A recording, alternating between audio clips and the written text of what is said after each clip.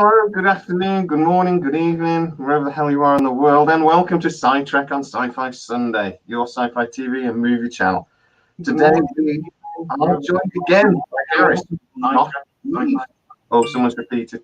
I had to shut up. I had an open tab that went why. God, Americans, you can't trust them to do. We're in a different time zone. That's what happened. You know, the Pacific gets interesting over here. There we go. That's fine. So this week we are again joined by Harris from McCubed and Stormy, who, however much I stop inviting him, he keeps turning up anyway. He gave me the code. I'm always in. I'm like, like we would have it any other way. As long as there's a code. Exactly. So we, I'm pretty sure a couple of weeks ago we said we weren't going to talk about woke again. I'm pretty sure there was a comment, no more woke, because it makes I get angry, Stormy gets angry, and then everything goes. But instead, we're going to talk about the Ring of Power, or the Rings of Power, and the Lord of the Rings, because people are very angry. There have been comments. Go woke, go broke.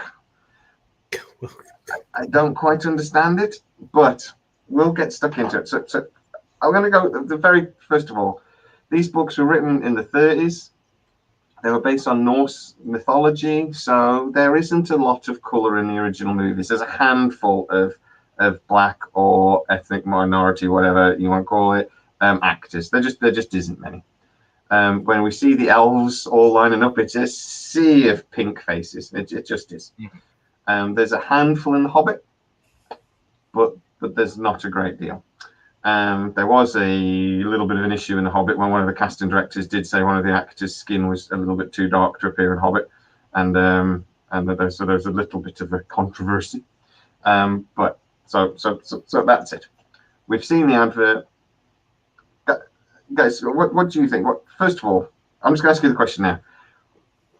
Do you think it's reasonable for people to be this angry, and a lot of people are really angry about this, over something they haven't seen yet? Yes, I would say that would be unreasonable. I thought you were going to say it's perfectly reasonable. I was going to. It's perfectly reasonable in like a Sonic the Hedgehog kind of case. It isn't Sonic the Hedgehog. You know, we're not recreating a CGI character. It's a damn show. It's people walking around. You know. Yeah. It's so unnecessary. Yeah. There's no way to judge it without seeing something, you know? I get a lot of comments on the channel about it's going to go woke, they've ruined Lord of the Rings. And my response has always been, we've not seen it yet. How can you say they've ruined Lord of the Rings and we've not seen it yet? We've seen 2 30-second adverts, 2 clips. Yeah. Now 2 trailers, I think. Yeah, because there's an extended one shown at Comic-Con this past week, and I mean, I think in total we have about 4 minutes of original screen time, and throw out all the trailers, maybe 4. Yeah, and it's going to be can't be any worse than Series 8 to Game of Thrones. That's true. It ended so badly. You get to the end of Game of Thrones, and I've been watching this for 8 years. 8 freaking years of my life I've been watching this crap. And it's been amazing. And this happens. 7 and 8. So was your reaction to season 8 was Daenerys's freak out in burning down the city? It sort of fizzled out and nothing really happened. It was more the thing. It was just a very unconvincing end. But anyway, let's not talk about Game of Thrones. We've got other things. We've got a bigger fish to fry. So that can be another video. So this is actually going to be out soon, isn't it? This is out in like, what, 6 weeks? Something like that, yeah. Really it's going to be 50 hours of television, if all goes to plan. Let's judge it on 3 minutes and 55 seconds, please. No, let's judge it on some images where people don't even speak a great deal. So, I mean, a lot of people angry. So, right, Stormy, you've had to think about why are actually people angry about this, and try to break it down for us. Do you want to give us a quick rundown? Yeah, I mean, for whatever reason, I did a deep dive on and collected the 7 main kind of bitch points that I love it. hate bait on YouTube and Twitter and Tumblr and Facebook all, bitch about. Tumblr, that place where guys go to meet other guys. Yeah. So anyway, the first one is terrible dialogue. We've seen 3 minutes and 59 seconds. Yeah, how's 50 hours of broadcast television, and there's not a lot of dialogue when most of it is sweeping landscapes, Harfoot's trampling through the woods, climbing up a hill. Balrogs, it's just Balrogs don't have a lot of lines in this. So I mean, where's the anyway, very badly, let's be honest. Right, yeah. Their first bitch point is terrible dialogue, which kind of rolls over into the other bitch point was the writers have no narrative skills. Again, they are inexperienced. They are very inexperienced writers. yes. We can agree on that. I've written their names down somewhere. Patrick McKay and J.D. Payne. They're mates that have known each other for years and years and years. Their only real credit, really, is a film that hasn't been released yet because they wrote Star Trek 4. And apparently that impressed Jeff Bezos so much, he gave them this. Well, I mean, to be fair, Bezos was the judge. Interesting. And to be fair, what was Peter Jackson's credits? Previous. You got me there. Bad Habits. He didn't. I couldn't tell you, but he didn't have much under his belt. He only had 1 or 2 projects. He was Bad Habits, which was a movie basically made on his own, wasn't it? With about those aliens, and at one point an alien goes up through with a chainsaw through the other aliens, straight in the middle of him. So not a great deal. And what was he made? Let's see. Let's look at his stuff before that. It was The Frighteners, which is great. To be fair, I love that. Yeah. And there was another one that was just Heavenly Creatures. Okay, that some people saw that, but when I first ran across Jackson was in a movie called Dead Alive, homegrown indie New Zealand film. And Harris, you've got to track this down. Dead Alive. It had to been the highest amount of stage blood ever used in any type of production. I mean, it was a volcano. It was kind of a shtick horror film. Really? But I mean, he used like volcanoes of blood. I mean, there was blood everywhere. It's the aliens, wasn't it? And so, It was called Bad Habits when it was released here in the UK at first. It's had several names through different distribution deals and in different places. Yeah, okay. I'm not sure. Is Brain Dead? I think was the other one that I thought. Here in the United States, it's called Dead Alive, but the Brain Dead was the international release title. I'm looking. But anyway, so TriStar. Let's go back. Wind the clock back 20 some years when TriStar ordered all 3, and to the guy that wrote and directed Dead Fucking Alive. I mean, what the hell were they thinking? I mean, they definitely saw something in Peter Jackson, and in Frighteners, which was a decent movie, but I mean, it was the Frighteners. He had to have come to him with a plan or something. Jackson pitched him with a whole video with pre-production going on. I mean, he'd already made these huge scale models that he called bigatures, of Minas Tirith. Really? Yes. Oh, yeah. If you go back to some of the Lord of the Rings DVD notes and special features, he chronicles all of this. Oh, wow. So the biggest thing he'd made to date before TriStar picked this up was Frighteners with Michael J. Fox. And if you watch The Frighteners, you will see where the ring race costume comes, because the ghosts, the spirits, were almost identical to the Nazgul. God. My favourite thing in The Frighteners is when it's the Sergeant Major. He's such a great actor, and I've forgotten his name. He always plays drill sergeants, and he plays the drill sergeant Ghost in that. And it's a brilliant film. Haven't watched that in years. But yeah, so I mean that's fair enough. It does seem strange to me that they've given the biggest TV project in history to two virtual unknowns. But Jeff Bezos is a huge Tolkien fan.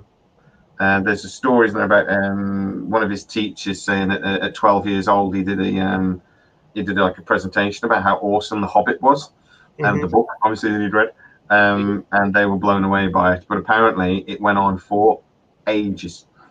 And that he went on and on and on about it. So he is a Tolkien fan.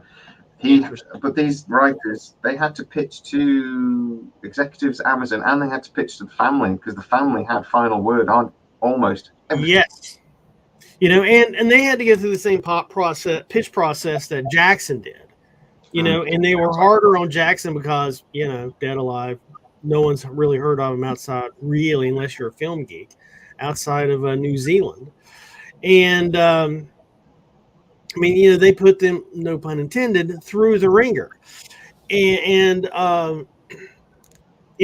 Bezos, loves him some Lord of the Rings, but he's not going to spend $250 million on just the damn license to see this fail.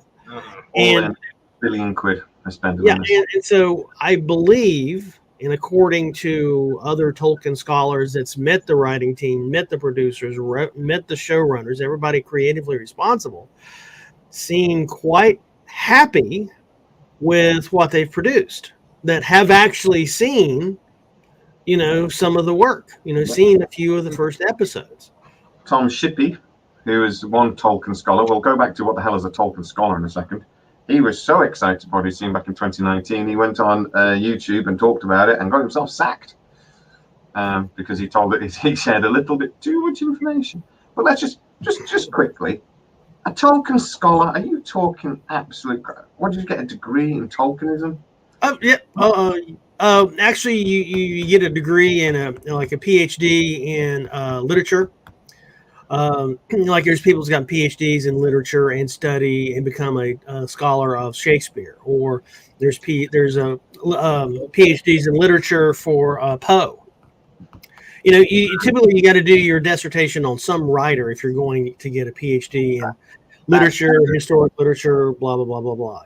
So that's what they mean by it. He's probably done his dissertation or something like that. And right, from reading about this, I'm sure we'll get into it more later about what they've set this series on, but there is a lot of information, it seems to be.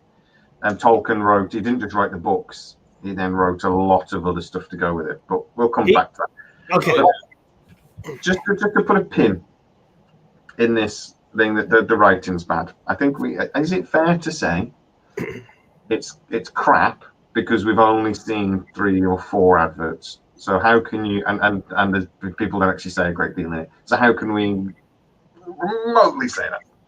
The new Comic-Con trailer looked badass, honestly.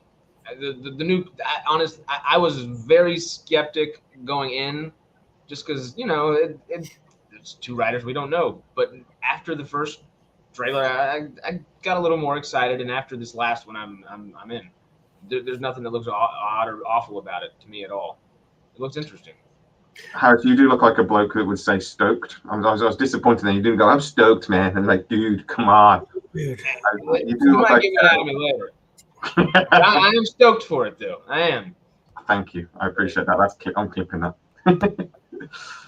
Okay, what else was on the list then? So we can move on. Going back to the trailer thing, I saw when I first saw the trailer for The Matrix a million years ago, I was like, what a load of crap. Because the trailer just showed a bunch of special effects all kind of tied together, and there's some hacker dude. Right, like, what is this? What is this shit? And this was back in the days of AOL. I was in I think I was in Keyword Hollywood Online. We're talking about movies, and someone said, dude, you've got to go see The Matrix. I said, I saw the trailer.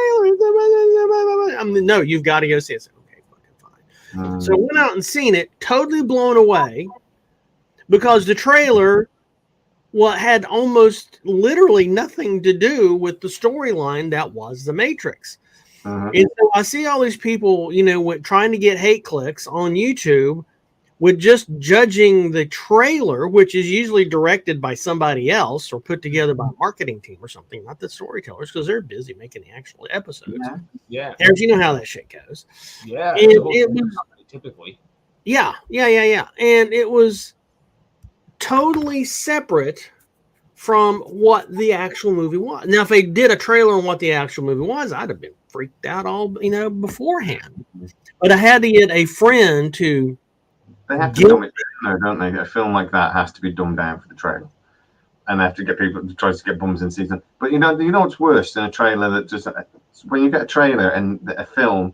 I remember a film. It was a Ryan Reynolds movie years ago, and that Smell the Fart actress was in it. Kristen Stewart was in it. It's based around a fun fair or something like that, and it's a teen drama. But Ryan Reynolds had just done a comedy and come out of a comedy, and there's a few little quips in it. I think Jesse Eisenberg was in it as well, and that sort of film was popular at the time. So they advertised it like a teen comedy, like American Pie or something. It's the only film I've ever walked out of the cinema during. I was going to demand my money back. Advertisements pissed me off, but anyway, irrelevant. So what was next on the list? So the next on their bitch list is really low effort costumes and sets. It cost $1 billion. Like, oh my god! And that big, it's just, are you kidding me? I mean, have you, some of the elves' costumes is actually like leaves. I mean, it's really ornate, and it was, you could see how, at least like when Galadriel's putting the helmet on this big pile of helmets in the Comic-Con release of the trailer, and it's like, you could see how the design of that helmet may have morphed over thousands of years to end up to the helmet you see at the Battle of Helm's Deep. Mm-hmm. And it was like, well, that was kind of cool. I don't see the lack of effort and or low effort costumes and sets. Haven't they been developing this for like 5 years as well? Thereabouts. It's like 2017, 2018, wasn't it, when the actual deal was signed? They started developing. Definitely 2019. They were deep into development by 2019. So that's 3 years ago. Yeah. I mean, the pre-production has taken a very long time. Yeah. Well, I mean, that's one of the reasons why they started filming season 2. I think I'm doing it pretty much back to back. Now, the other thing that we're plagued with is that during the production of Lord of the Rings, I don't know if you guys remember or not, but Peter Jackson would publish production diaries in real time before any of this hit the screen.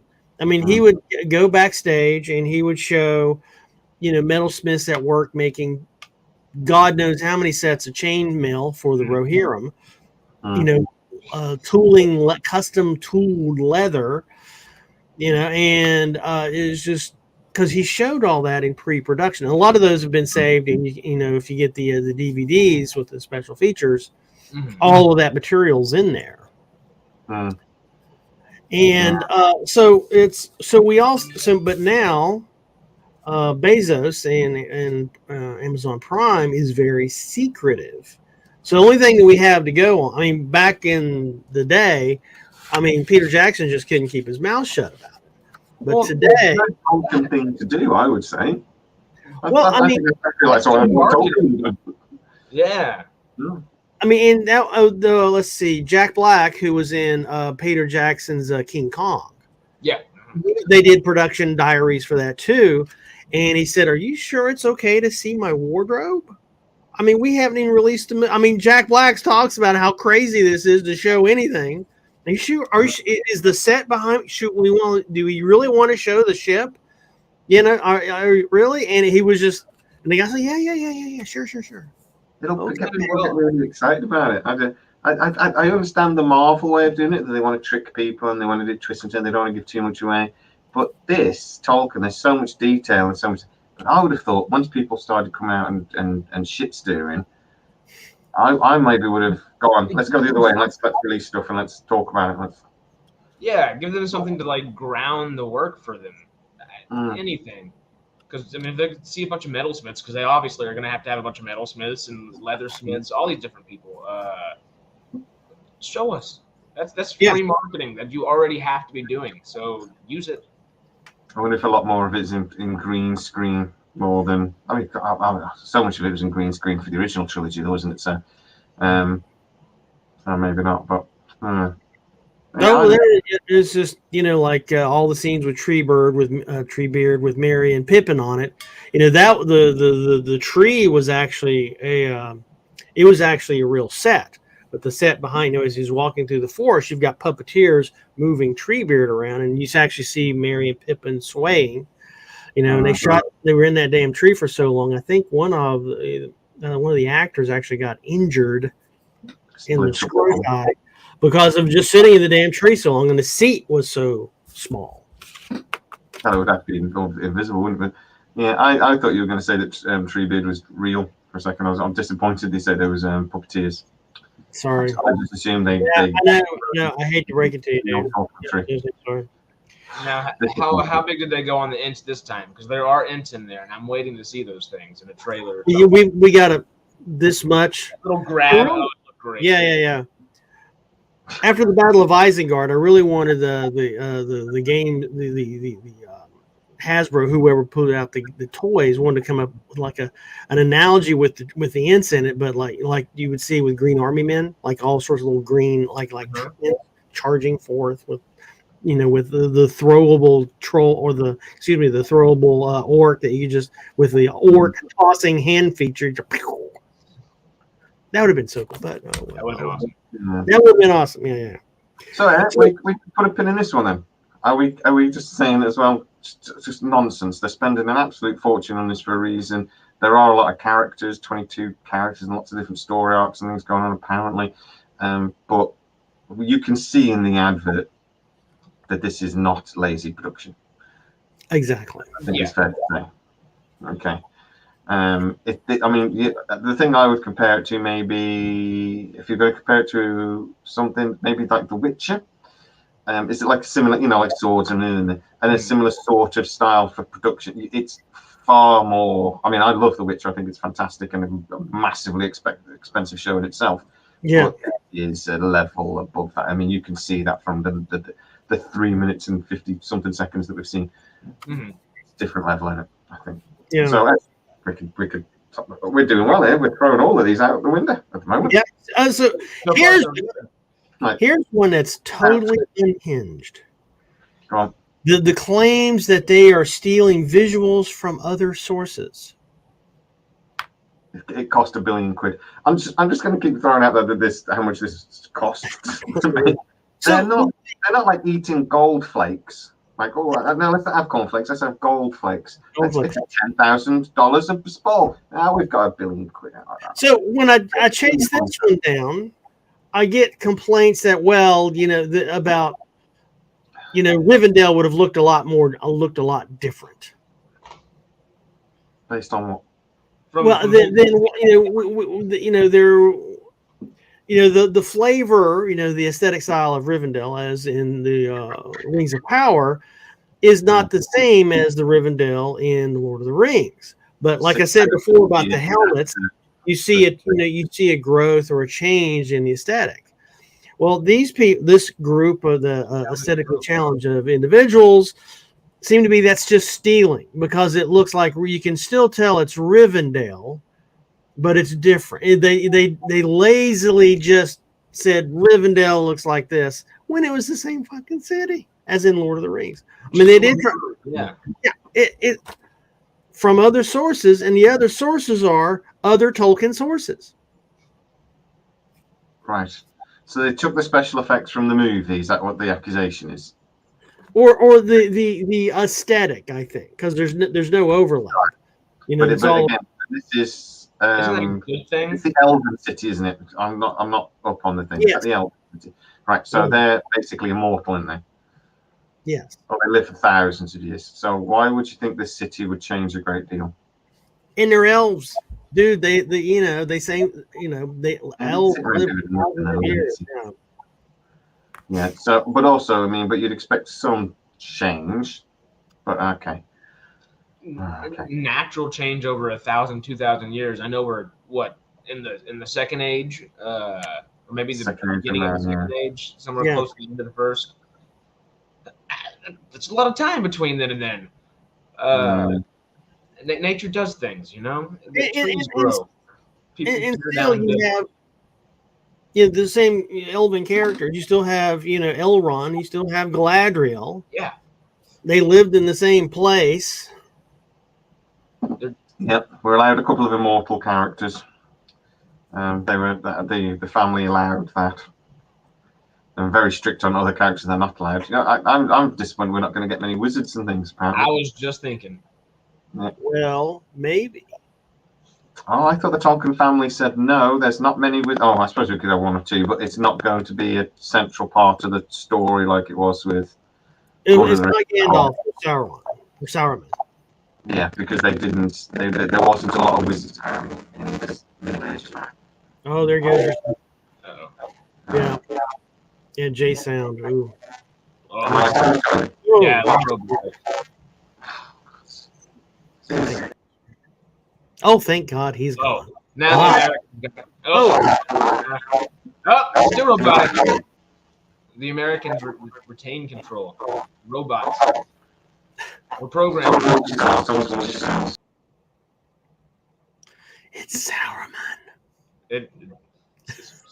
Sauron, one of the two. Probably Saruman. He's Saruman, yeah.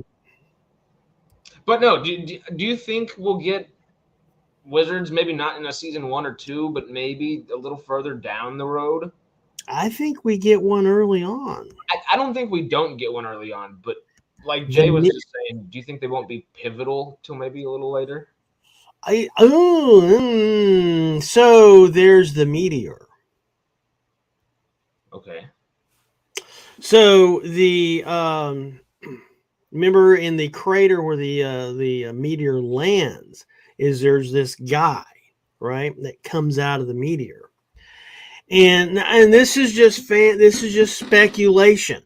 Mm-hmm. You know, no one knows, but they're wondering if that's how, you know, one of the Valar, wizard, enters Middle Earth, is in a meteor or a ball of fire. Yeah, because they all kind of crash down in a similar way, huh? Kinda, yeah. I mean, it's not. Well, it depends on, and this brings in another topic later on. It depends on what source material and what book or what, you know, manuscript that Tolkien was playing around with. Well, let's do it this way. Let's do it that way. There's also a thing that the meteor may be, and also in other parts of Tolkien's writings, like Unfinished Tales and the volumes and volumes of notes he made. There was, you know, a meteor that came down where two evil swords were created. And we see one sword, at least the pommel of one sword in the Comic-Con trailer, that shows this sword, you know, one of the swords of the Nazgul being built from smoke. So, I mean, there's that interpretation. So maybe it could be that, but we do see a guy crawling out of a burning crater. Now, it could be another burning crater that's disassociated with the meteor, but everybody saw the meteor. You know, the elves, the dwarves, the hobbits saw the meteor.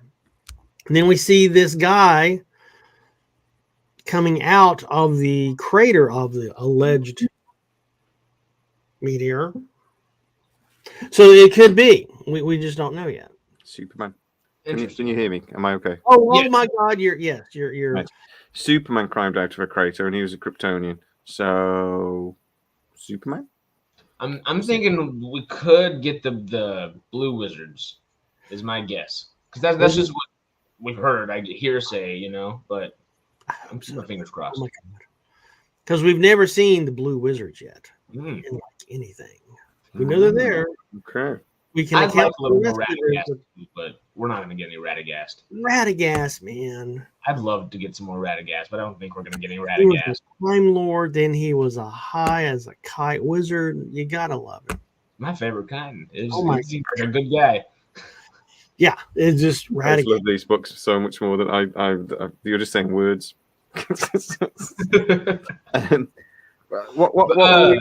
Where are we on the list? Sorry.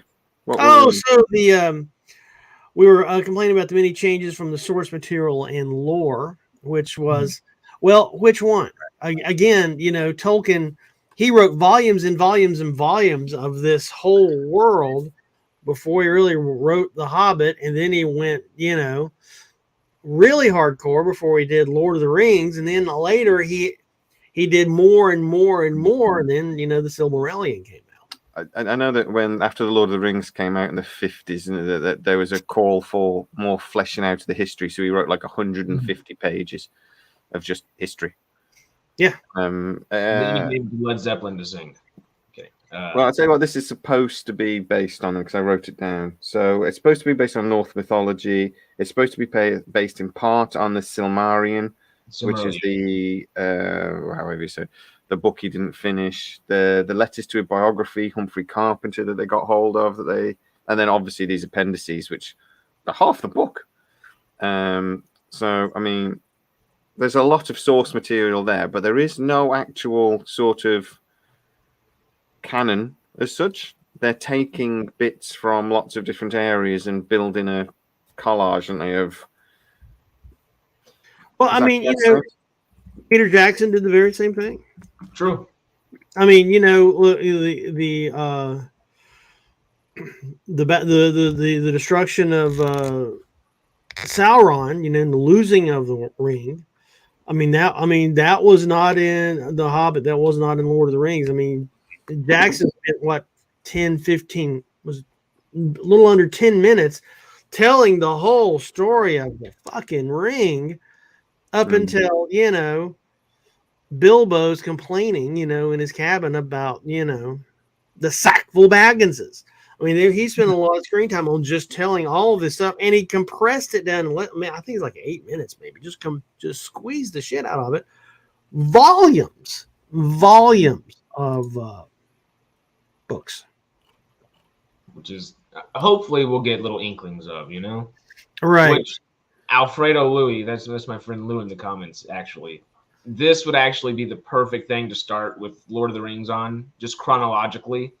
Yeah. Because I'll say it honestly, if you're gonna watch it chronologically, watch this, then The Hobbit, then Lord of the Rings. Everybody always watches Lord of the Rings, then the Hobbit movies, and then they're disappointed with the Hobbit movies.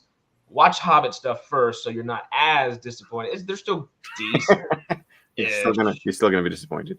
Yeah, and then you're gonna watch Lord of the Rings, and your life will be changed forever. So that's the good order to watch it.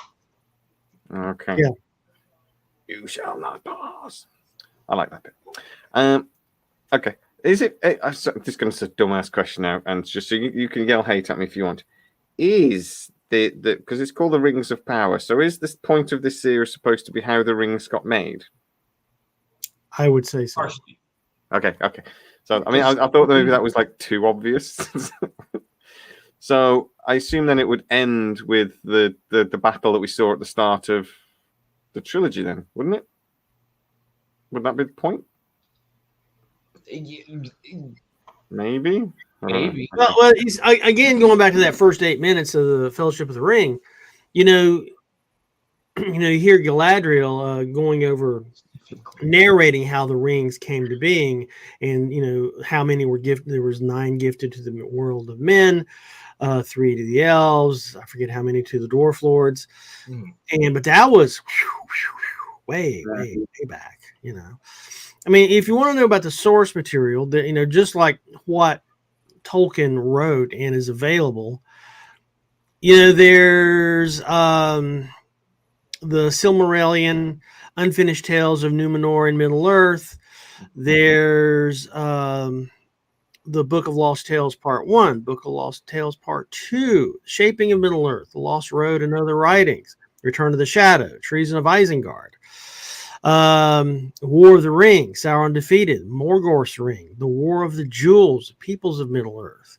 And it goes on and on and on, and he wrote a bit about all this, and a lot of the stories are conflicting. He'd write different versions. Oh, okay. Do some of those that's almost like history then, because we get lots of different versions of history, don't we? Is that what he's going with? Like interpretations and things? Yeah. I mean, remember, he did all this just so he could, he developed his own language. That's true. And the only reason he wrote any of these was he wanted to use the language. I mean, that's the only reason he wrote any of this, was because he wanted to use the language that he invented. Okay. And so the guy was a note taker, man. Yeah. I loved The Lord of the Rings. I hated The Hobbit. As soon as the dwarf started singing, I was like, no, it's enough. I've never watched second and third one. Really? No, never watched them. I got about 30 minutes into the first one. Then you missed the best part, at least for me, was during the Battle of the Five Armies with a flying angry bear. Best part ever. Where Bjorn jumps off the eagle and he transforms midair into the bear. Angry flying bear. You cannot get better than angry flying bears. Isn't that the director's cut only? Maybe. I don't know. So. I've only watched the director's cut because I'm an absolute snob. Yeah, no. It adds a little bit of necessary content. Oh, his best. Oh my God, Angry Flying Bears. That should have been on the movie poster. Bjorn and Tom Bombadil. Just give us the movie about them. We could have had a movie with just Tom Bombadil and give us some Bombadil. You see, this is where don't even. Okay, you got me started. So this is where Peter Jackson cleanly fucked up with the entire series of Lord of the Rings. Fuck, man, 5 minutes of Bombadil would have just. Even in the director's cuts, we didn't get Bombadil. Right, they just put in the director's. Yeah, have some high school kids acting in. I wouldn't have fucking cared. That away, Andrew. Give me some Bombadil. Well, Andrew, thank you for joining and becoming a member of SciTrek, you absolute legend. Harris, we do have a rule here. Don't set Stormy off. Because it gets interesting. Bro. Don't do it, bro, mate. I know who not to mention now. Any others? Yeah, we don't have any other rules. You can't say the C word, COVID, and you can't set Stormy off. It's not allowed. Unless somebody in the comments does. Angry Flying Bears! Angry Flying Bears. Yeah. Greetings, Cuddle Monster here.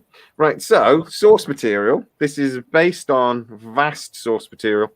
The family were heavily involved and somehow managed to get $400 million off Amazon and keep loads of rights that they were allowed to refuse certain things and say no to certain things. And apparently they did a lot. And they got the final say on a load of stuff as well. That was the family was clearly involved in all aspects of production. Yeah. I mean, somebody with last name Tolkien, you know, which I guess is also a Tolkien scholar. I would argue that they just happen to be related to the writer. So anyway, okay. So what's next on the list? Again, that's another one that's like gone bye. Okay, the next one is just what? It is a WTF moment in like hate clicks, man. I mean, it is made for a gender subversive ideology. Oh, we're getting into the woke. Okay. Here we go. I should get some sort of alert message. Bing, bing, bing, bing, bing. We're now going to be discussing woke. And the only I mean, okay, so it's some of the woke things is the color of the skin of the actors. Yeah, you know? Which disappoints me, but yeah, it's just. And so then, but this is gender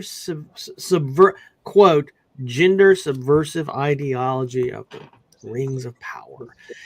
And the only thing I've been looking for it, dude. The only thing they talk a lot about Galadriel. Right. It's like, she's a badass bitch, right? I mean, right? There's a few characters like that in Tolkien though that are strong, powerful women. And it's, but Galadriel is MOD. Think about what she is first. She's an immortal elf. So that's badass to start. All of the elves are badass to start, just right there. If you're an immortal who's been alive for thousands of years and you're just in that culture, we've seen what the elves can do. They're all doing some cool shit. They're flying off of trees, shooting bows. They got their skills down pat, and they've had the time to hone those skills. Every single one of them is going to be cool in their own way. I don't think that's reaching by any means. Not even.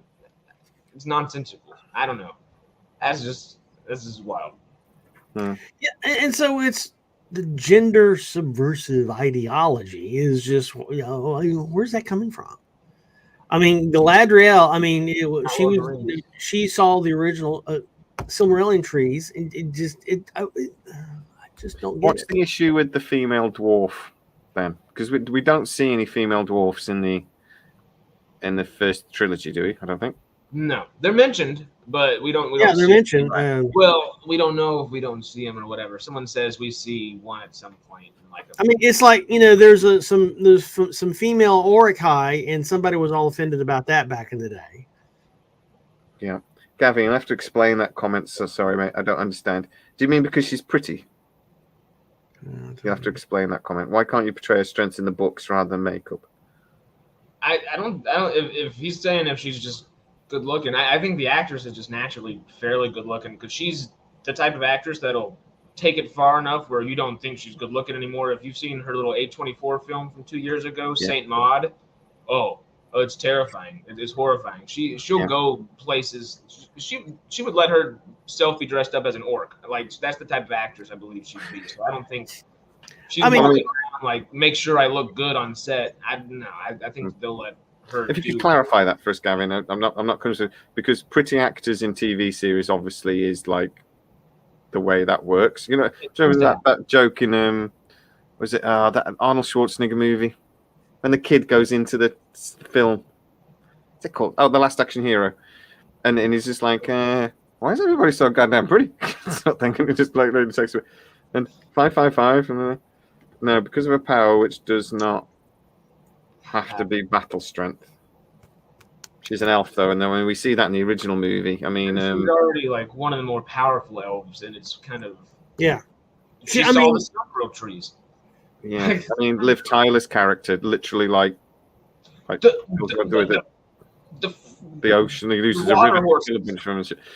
So I mean, strong female characters in this franchise is. Yeah, I mean, she, Erwin, faced down the Witch King himself with and his 8 little terrorist buddies. And she was just a mortal human. Okay, so we have had a question. So what does gender subversive ideology mean? I think we're already clear that we're not 100% certain. I was kidding. I mean, like Lord of the Rings, Galadriel is a different one. I mean, she's kind of standoffish. She's giving her hair to dwarves, and whatever.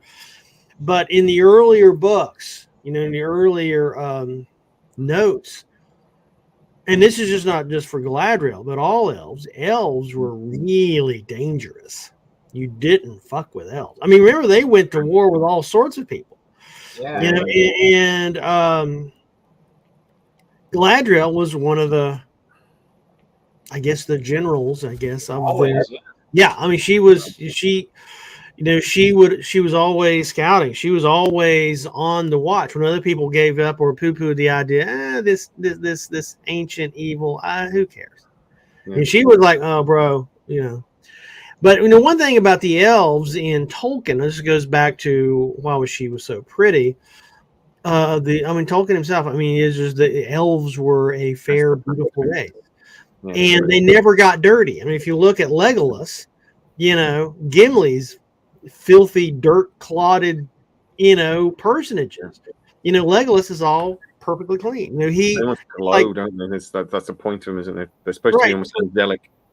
Right, and so when Sauron dumped the mountain of snow on him while they're trying to get to trying to get through the pass. You know, everyone else is coated with snow, but Legolas is walking on top of the snow. And very few people have seen that. You know, He never leaves footprints the entire time, right? Yeah.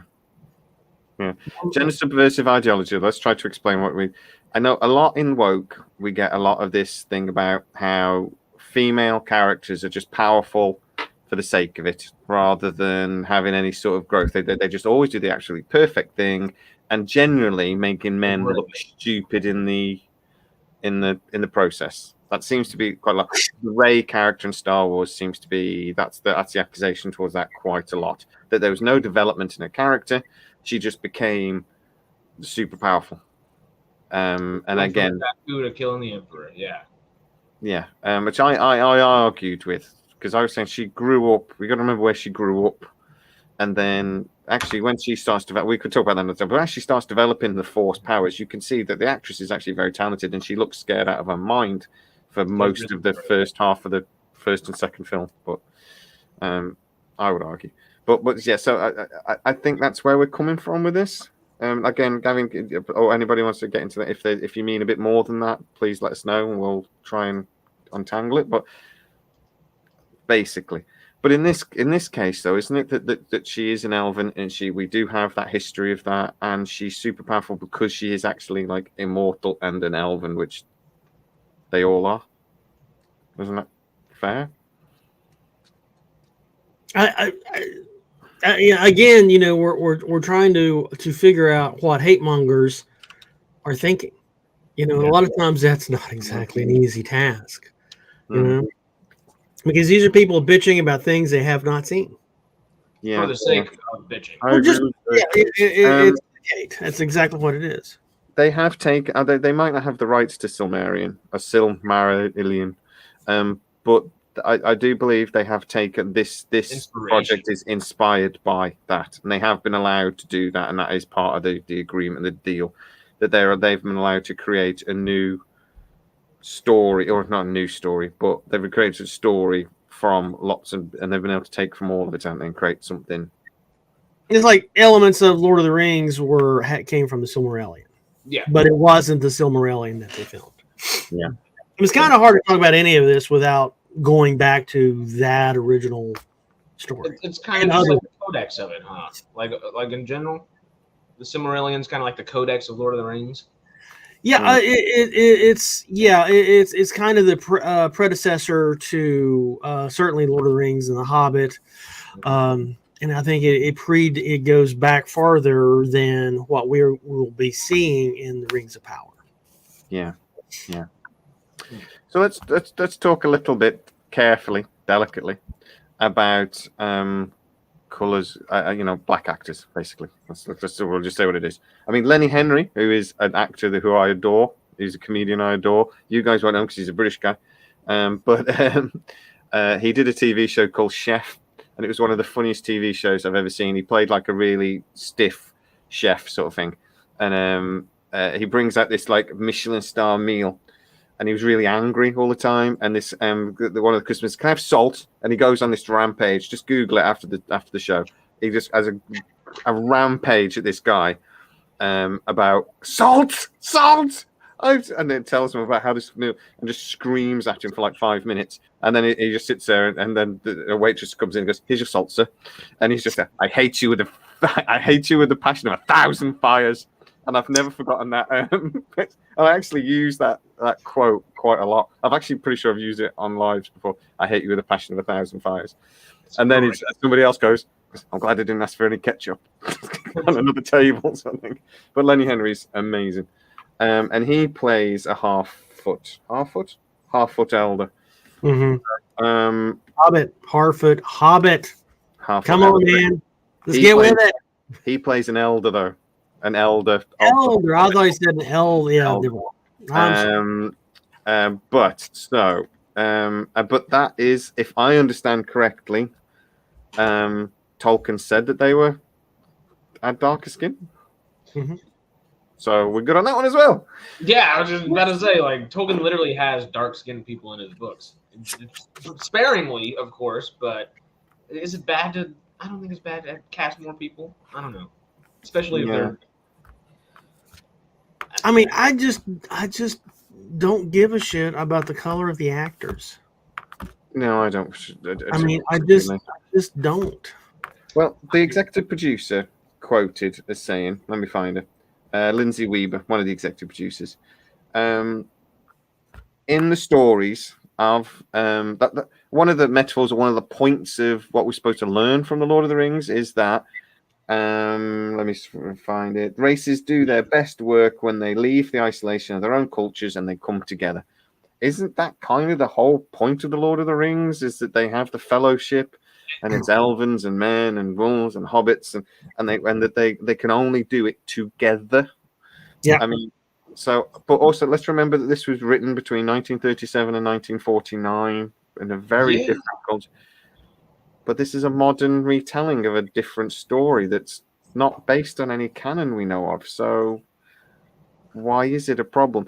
And if they didn't have that, it should represent at least an element of real life. And remembering this is based on Norse mythology, but it's not based in Norway in the 1500s. We say, well, where all the over here in Britain, we had a retelling of Robin Hood, and they made Marion a black girl. Right, this is a stupid question to ask live. Am I supposed to say black? Or am I supposed to say something else? I don't know. I can't keep up. Let's at least stay with black. Black. Okay, thank you. And was this actress American? No. She's a British girl. Just a brilliant actress, really pretty, and she's just phenomenal. But nobody actually batted an eyelid at the time. And there was a few comments about whether any black people, but then actually some historian came out when actually there was a lot of black people in medieval. Not a lot, not like thing, but it wasn't unheard of to have. There was still immigration, particularly in the UK, because we're a mongrel nation. Our power in the 16th, 17th century was based on trade. Mm. So to see somebody from Africa, somebody from there, wasn't completely unheard of. It was rare, but it was possible. But they did it because they picked the best actress, and they wanted to mix things up, I suppose. But nobody really bothered about it. Nobody's really that fussed.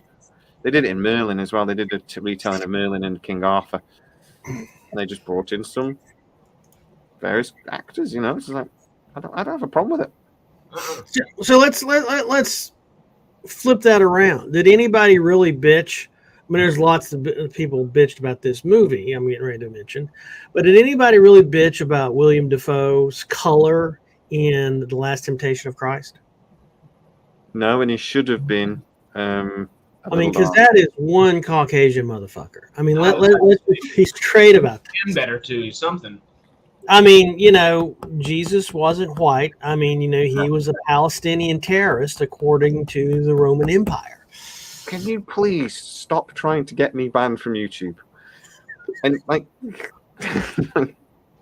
let's not call Jesus a terrorist, please. Flip that last little bit. Palestinian terrorist, a completely different thing. And that was in the eye, and I did preface it, but that was in the eyes of the Roman Empire, which he was. He was a troublemaker.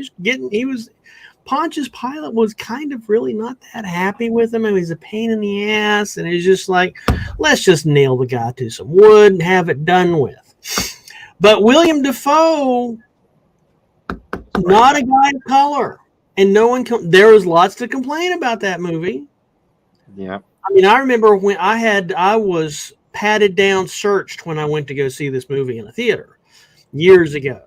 Because it was, I had to be searched for weapons and things, and they had you'd only sit in the back half of the theater because they wanted you out of throwing range of the screen.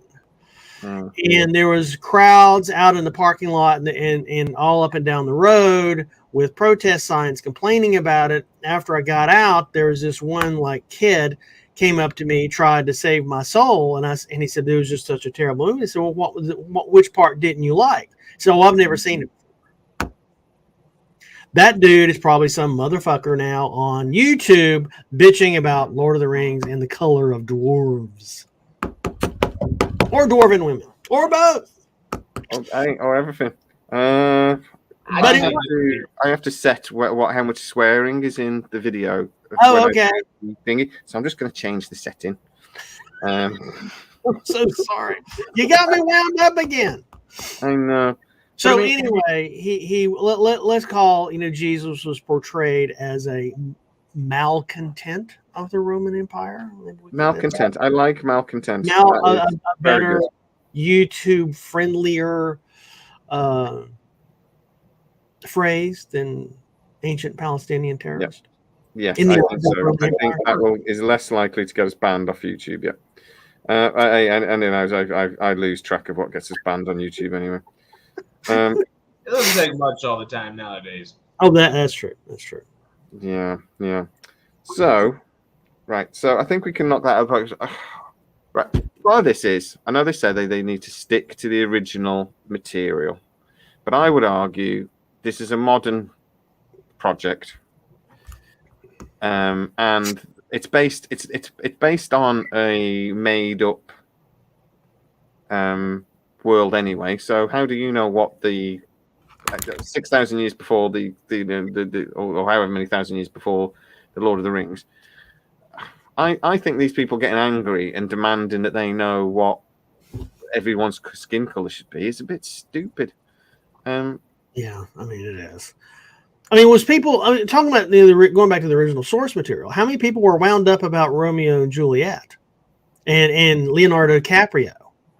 Probably a lot, actually. No, I mean, that was based on William Shakespeare's Romeo and Juliet. And did it look like anything from Shakespeare's time?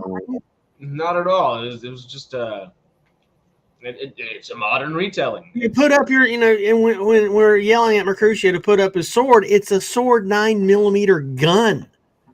Yeah.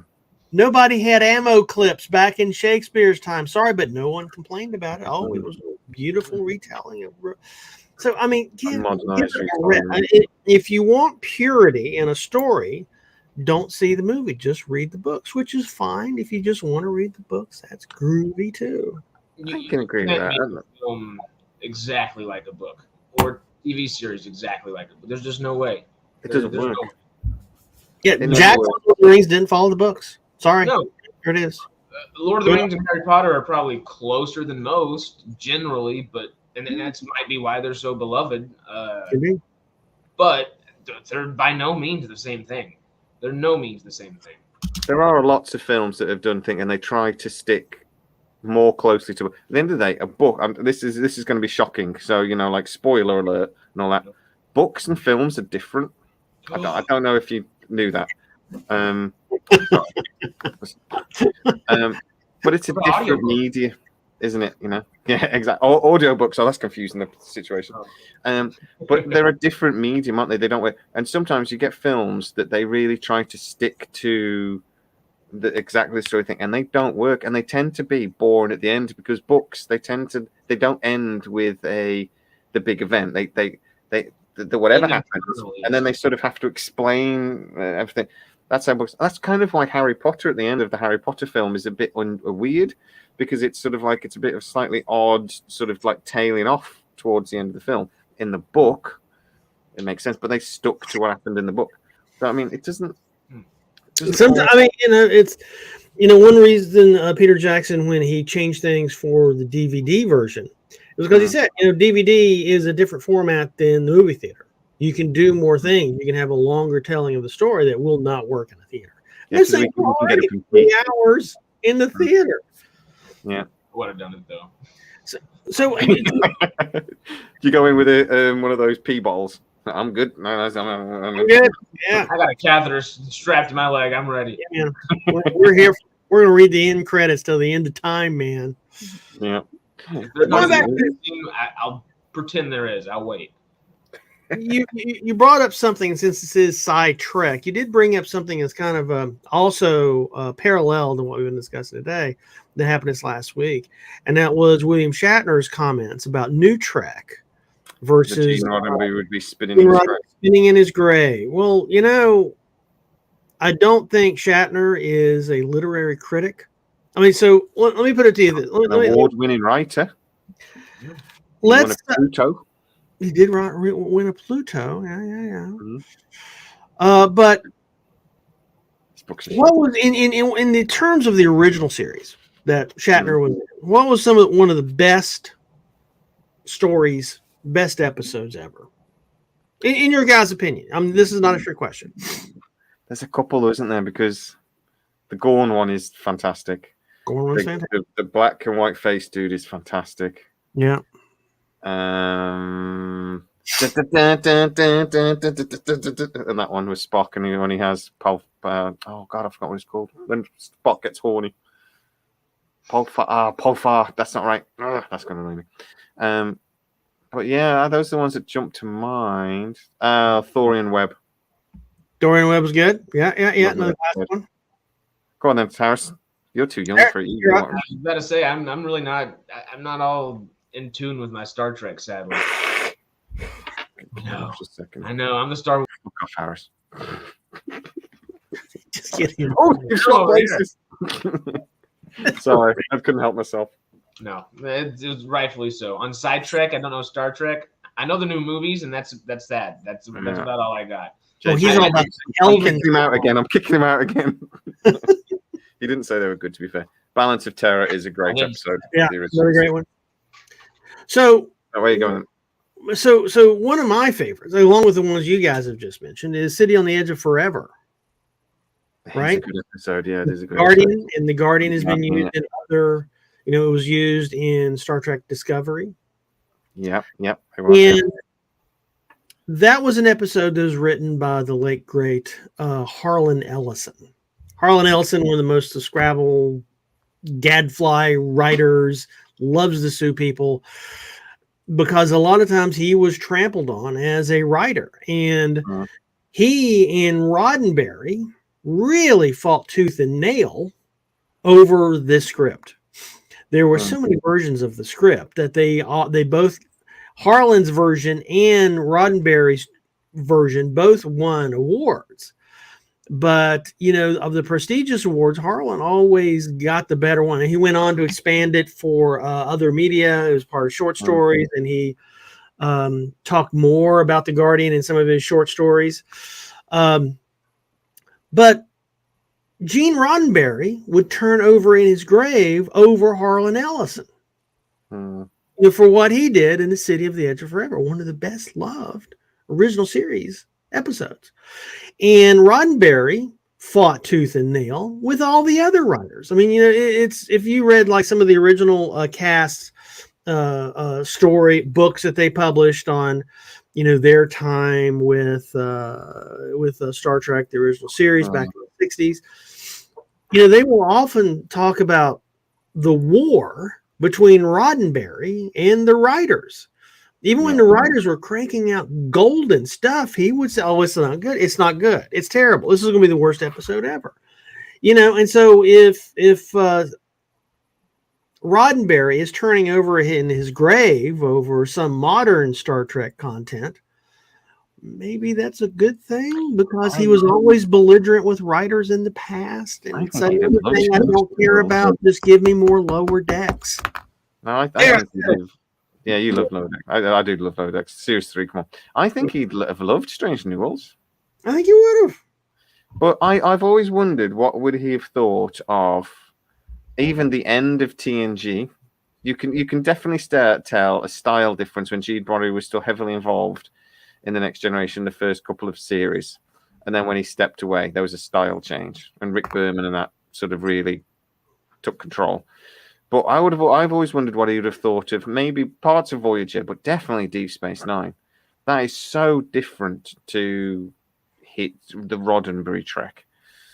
I would argue, even though he always had war in the background, didn't he? But yeah, I mean, Deep Space Nine is the most anti-Roddenberry anything that's ever been produced with a Trek label on it. I mean, that was the because in some episodes the Federation was kind of the bad guys. With Sisko's manipulation of the Romulan senator that ended with the Romulan senator's death. They got them into the war. Favorite episode. It's the greatest. You know, the Section 31. I mean, all of these things is like. Harris has no fucking clue what we're talking about, but yeah. I'm intrigued though. It all sounds fun.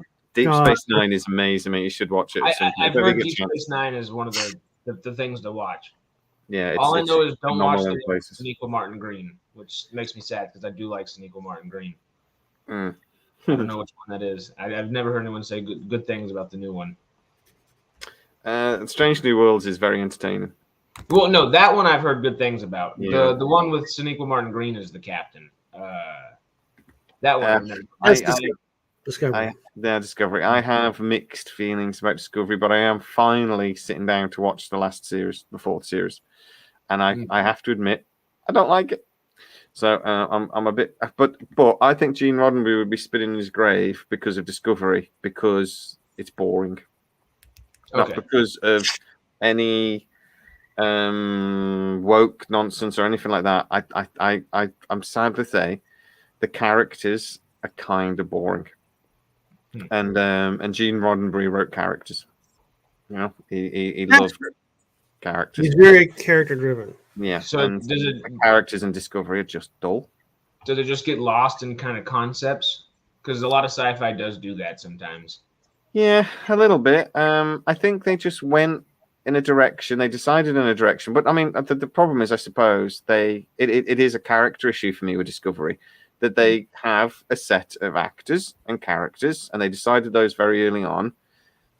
And none of them are particularly interesting, and they've never been able to quite sort of do a Voyager moment, you know, when they bring in 7 of 9, or even TNG, where they sort of it wasn't quite working, so they killed off Tasha Yar and rejigged it, and they got it right, and or even Deep Space Nine, where they bring in the fight. They've never quite had that moment for me where it's sort of like. Almost every Star Trek series, the first 2 series don't quite work, but they find their footing, sort of thing, and then halfway through the second series, and they get the fun. That's most sci-fi shows, to be honest. They find their footing in the second series. Discovery's never quite done that for me, and it's beautifully made. Some quite good stories, even though I don't like the stories either. But I don't like stories. But it's a character issue for me with Discovery. Okay. They're boring, which is why Strange New Worlds, I'm actually not a huge fan of the stories, and I'm really worried about where it's going. But the characters are so good, you just don't care. That's the one with Anton Mount, right? Yeah. Okay. You know, it's just the characters are just phenomenal. It's just and Anson Mount is beautiful. And if they get rid of Anson Mount and bring in Kirk, that idiot. Oh yeah, look.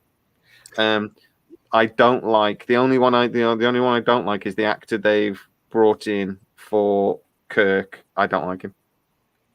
He sort of leans forward at this as well. He's sort of like he's hunched over when he's appearing. Look, it's you know, I just don't like him. But we know he's in the second series. This maybe he's not in the rest. But let's see what happens. So, but yeah, I love Strange Things. How did we get into this? We're talking about Lord of the Rings. I think we've covered Lord of the Rings, haven't we? Are we good?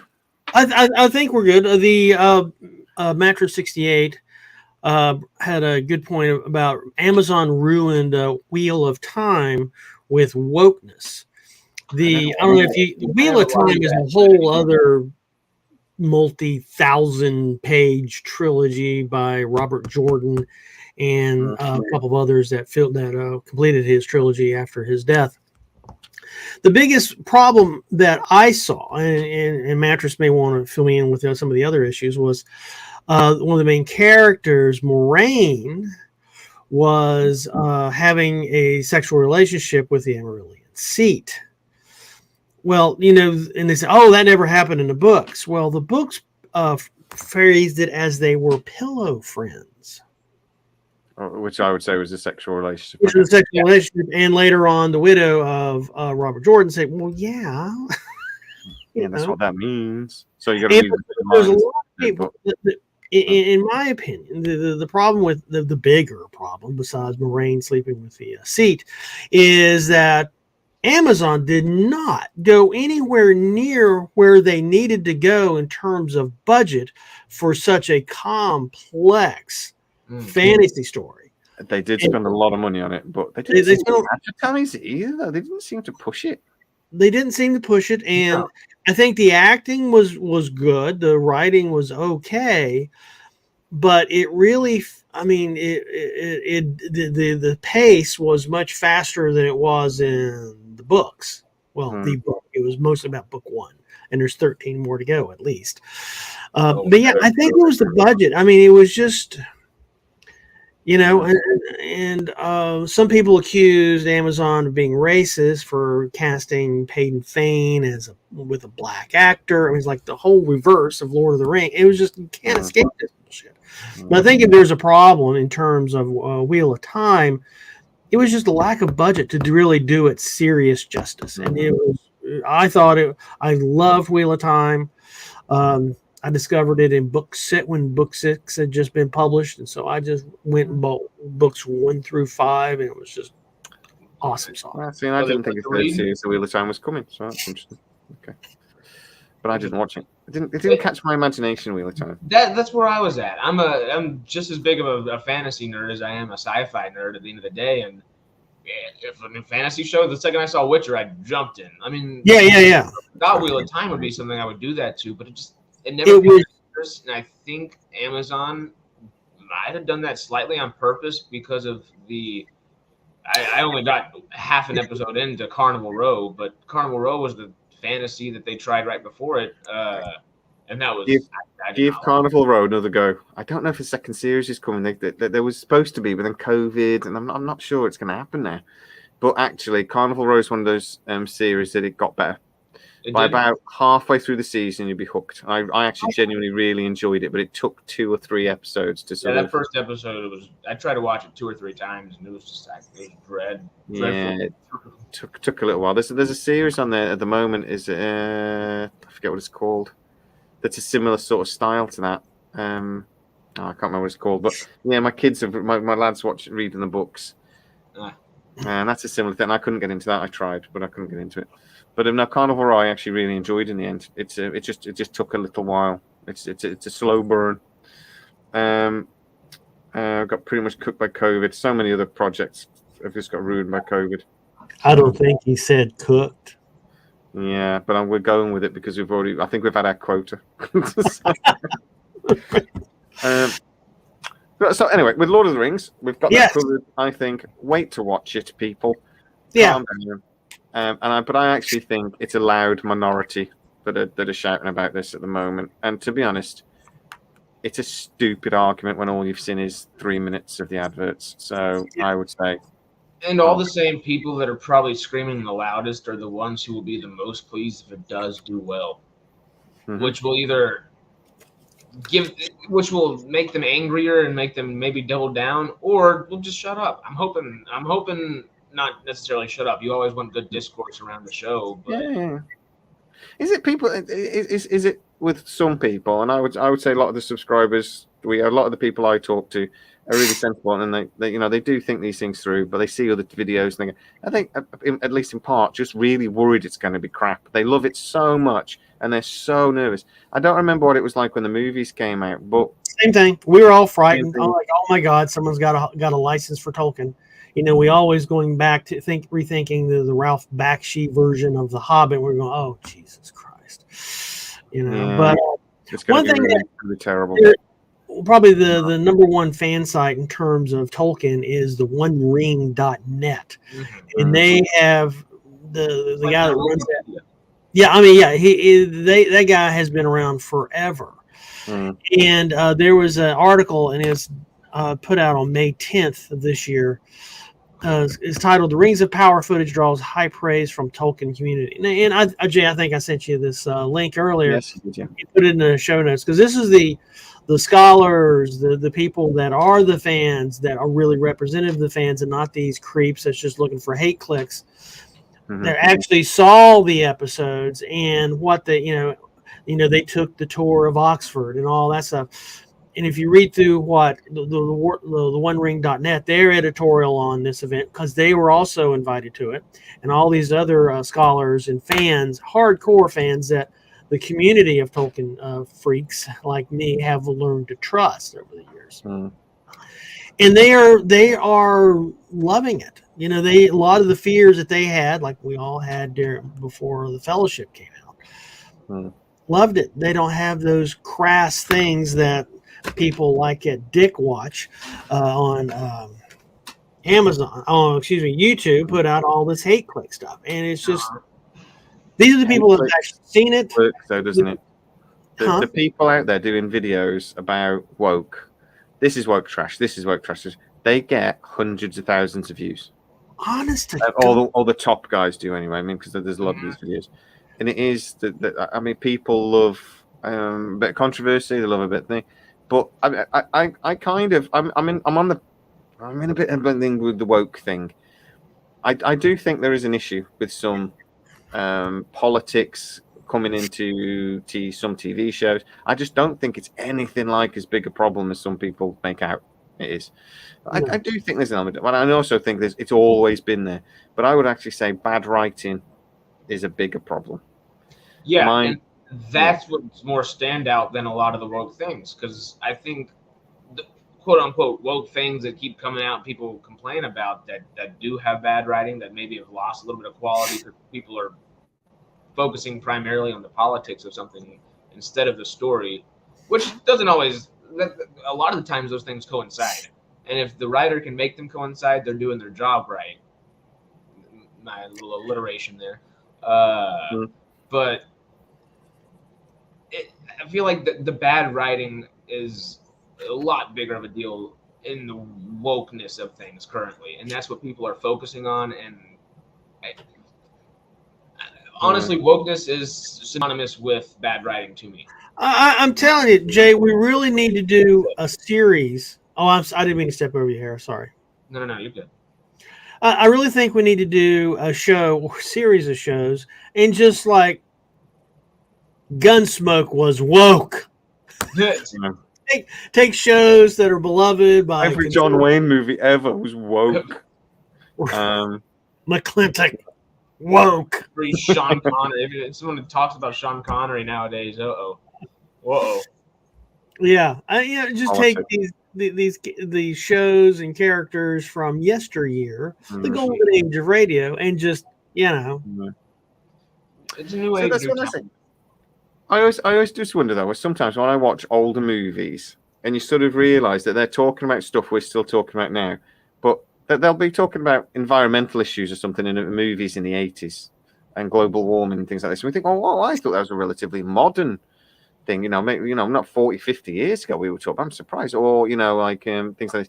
So I just think we remember what's going on now. We talk about this, but actually I do wonder if these conversations are the same. Obviously, woke is a new term, but we forget the bad sci-fi and the bad movies and the bad thing, don't we? That's some things that Hollywood is just churning out crap now and blah blah.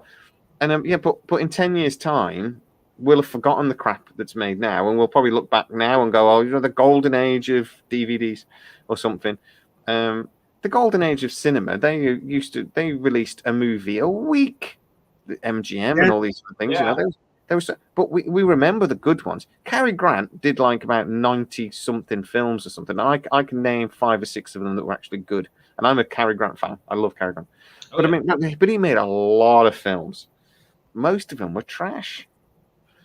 But he made some absolute gems. It's like we forget the rubbish. So I just wonder, are we having the same conversation that we've been having forever? We just got a new term for it. Does that make sense? Explain yourself. Back then, no one really went to go see a movie twice until Star Wars. Now, people don't remember that. I mean, when my grandmother found out I went to go see it twice, and well, you already seen it once. Why did you go again? It was never done. And so the reason they had to put out all of these movies is so they could get more money, because it was, the shows were ephemeral. If you don't have a movie coming out that week in the box office, then you're not going to have income for that week. And it was insanely competitive. And I think I think Nikki's got a point there, to be honest. Yeah, that's kind of what I was trying to say. Bad writing is the. But people, the whole thing with woke as well is a very simple thing for me, is that writers and directors have always reflected their politics in their projects. That's always been the way. Yeah. I don't think Amazon are telling people we really would like to push LGBTQ community this week. If you could do a story, it's the writers, and you got to remember as well. I don't know about you guys. I've met a few writers. Actually, you guys have definitely met a few writers. They're almost all hippies. That need to be hit with a stick. Stop it, hippie! It's just like and that's what these they're all very liberal and very So, but that's always been the way. I mean, yeah. How old is I mean, look at Stephen King. How old is he? How many books has he written? Have you read his Twitter? Hundreds, loads of short stories. Stephen King really gets triggered by anything that Trump fans or MAGA or January 6th was best time ever in America. I mean, Stephen King is. He's a writer and he writes beloved stories. I mean, shit, man, he's pulled in tons of money, but yet he's hippie, or he's accused of having hippie ideology. Going back to the Gunsmoke it was either an episode of Guns, and I know I'm dating myself. There's either the episode of Gunsmoke or Bonanza. And I'm thinking it was Gunsmoke, where there was this Asian character that a bunch of drunk cowboys stole this Chinese man's queue, his long ponytail, cut it off. And and so they get the Matt Dillon, I think it was Matt Dillon, gets the guys, they return his ponytail. And the Chinese gentleman says, yes, sir, no, sir. And he's got this kind of crazy, subservient. One wants hair back. Yeah. I was just, all this kind of racist, cringy. But then when Dylan gets him off to himself at the end and returns the cue, the Chinese gentleman turns out not to have the whole jive talk going. He's like, thank you, Officer Dillon. I appreciate this. He's got this whole kind of intellectual vibe. He's just a smart human. And Dillon says, well, what happened to all the, chow wanna hair kind of what happened to all that? And the character is explaining, that's the person they want me to see. They don't want me to see me be smart. And hence, Gunsmoke. Woke, addressing back in this is black and white, I think maybe his color. I mean, it's definitely 50s or 60s. And so here's Gunsmoke talking about race relations more than a half century ago, and we're still bitching about it today. So, Gunsmoke was woke. I do joke about that, but actually it was. A little bit. A little bit, A little bit. But I say that's, for me, that's the best thing. Racism is still a massive problem in this country and definitely in America. We have a divided Europe. We have a divided America. Sexism is still a problem. There are still men that think women that they have very odd ideas about what equality means. But racism is a massive problem. The LGBTQ community it's confusing for a lot of older gentlemen. I gender equality and all this. I find it confusing, but I can still respect it, and I want to understand it better. I'm not going to stay here and say I understand it, because I don't. But I don't understand the thinking. I come from a psychology background, and I struggle with it, but I can still respect it, and I can still. But it's reflected in our television because it is such a massive problem in our culture at the moment, and it should be. Yeah. Anyway, I'm getting a lot of naked ladies, and for some reason it won't let me block you.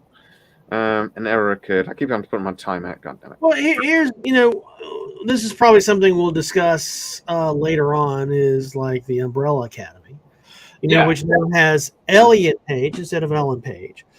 And one of the more brilliant discussions I've seen is like so many people bitching. Well, I don't. Who's this Elliot person? Why the fuck should I call him Elliot? Blah, blah, blah. That's Ellen. That's Ellen. Yeah. You know, and when we meet somebody, it says like, "Hi, my name's Timothy," but feel free, and my friends call me Tim.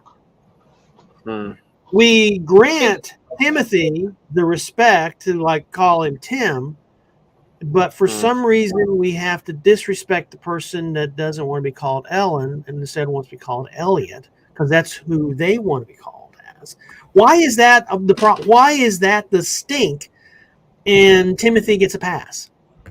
I mean, I see that as the same analogy as just, you know, like Harris could be one to be called Harry or Harrier or whatever. Harold.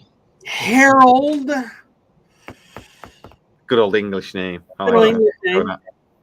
Or Jay could be Jayford. Jaforius. The word.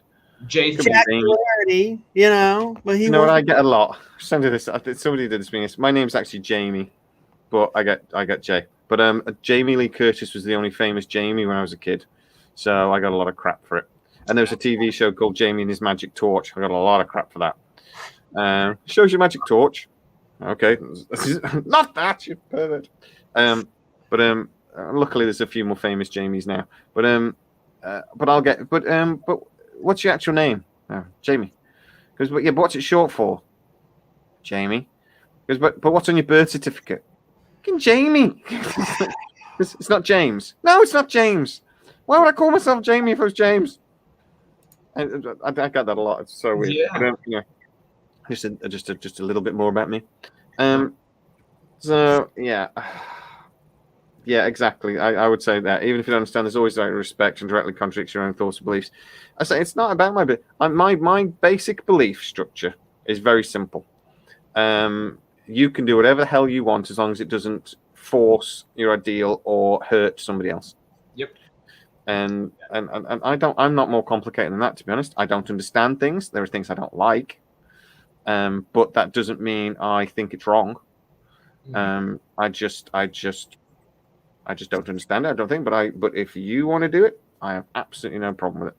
You know, it's just like that, and that's I think my basic ideology and everything. I mean, it goes back to just live and let live. You know. Yeah.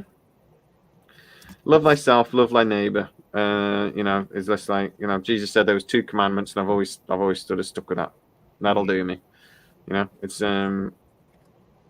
Going back to the Umbrella Academy real quick, though, I thought they handled that super well. I mean, I don't know if you saw season 3 or not yet, Jay, but no, I haven't watched it yet. I will watch it. Do you know what? Doing this channel, I get to watch a lot less sci-fi. I'm so busy between work and doing this. I can't watch the thing I want to watch to talk about, so I have to like stay up really late at night watching stuff. But Solar Opposites is worth it if you still haven't dove in yet. Okay, that's on my list of things I watched this week. And yeah. You want to segue into what we watched this week, Jay? Yeah, let's do that, and then we are going because we've gone past an hour and 28 minutes. Stormy, you're very welcome. I love it when early you said, "I'm sure we'll talk about it later," and I'm thinking, "No, we won't." So I did watch the first season this last weekend. Solar Opposites. I mean, I got 2 more to go, but oh my god, I'm supposed to be busy with a new job. I am. But I made. They're only 20-minute episodes, thankfully. Well, thank God. Okay. Yeah, but it was golden, man. I mean, it was good.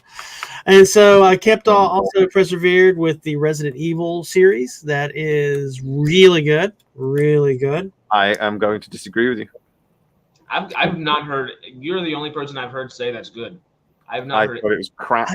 Any other news good about Resident Evil? I thought it was a really good more detailed origin story of the Umbrella Academy. They needed to spend a little bit more money on it, or probably something. But it was. But you know what it's like? It was very much done in the style of 28 Days Later, or you know, like.